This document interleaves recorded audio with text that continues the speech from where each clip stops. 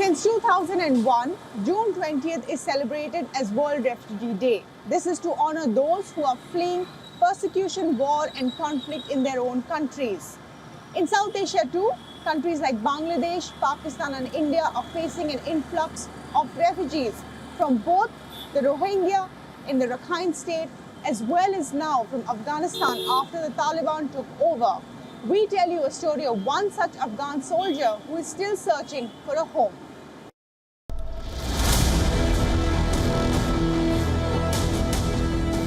September 11th, 2001.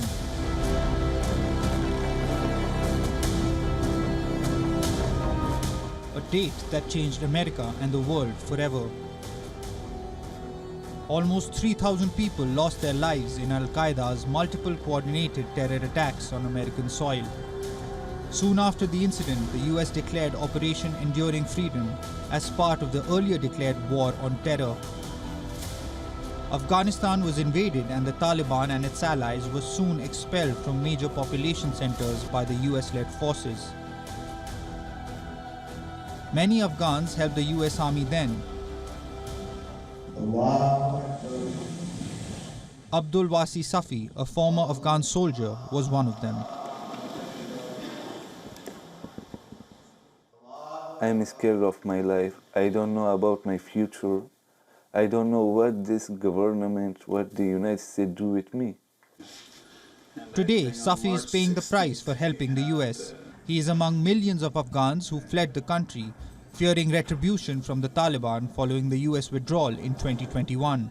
Safi traveled to South America on his own, but in September last year, he was detained after he entered over the southern border from Mexico illegally. He was charged with failing to comply with reporting requirements. Those charges were dropped in January. He now awaits a hearing on his asylum claim. I don't have nothing. I'm like, home is like jail for me. I hope they give me my paper and I start my life. It's a situation many Afghans who have come to the US are facing, and it has immigration activists and others calling for the US government to not abandon its allies.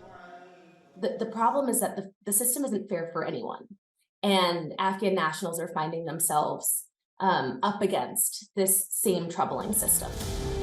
According to the United Nations, at least 2.7 million people are forced across borders and live as refugees across 98 different countries.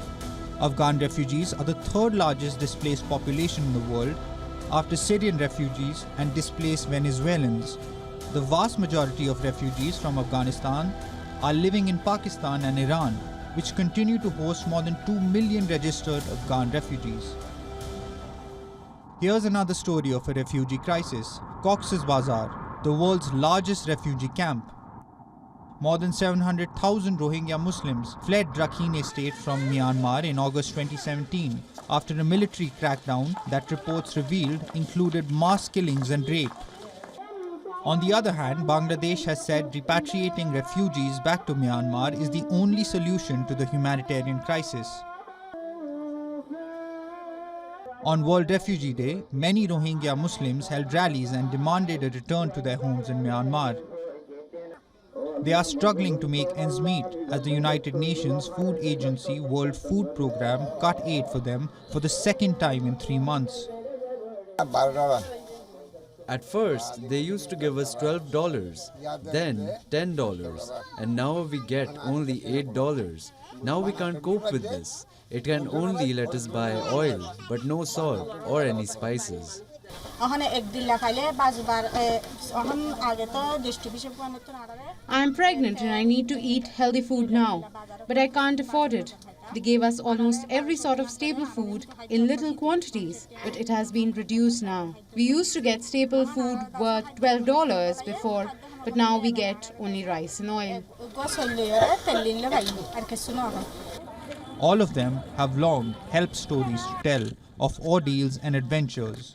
Reality bites for some stuck in these cramped camps, for their many struggling with immigration cases.